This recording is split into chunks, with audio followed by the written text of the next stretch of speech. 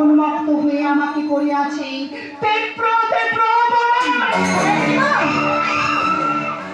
এক এক করে ছয় ছয়টি পত্রকে দক্ষের সহিত দোদের সঙ্গে সর্পের বেশ মাখি ওদের প্রাণে করেছে কোন শক্তি বলে শক্তি বলে প্রাণ বাড়ি বাড়ি করিয়াছি কিরাই বলতে পারিস না তো মহাদেবীটা আমার সাথে চন্দ্রদত্তা ছয়টি পুত্রগণকে ফিরে পেয়েছে।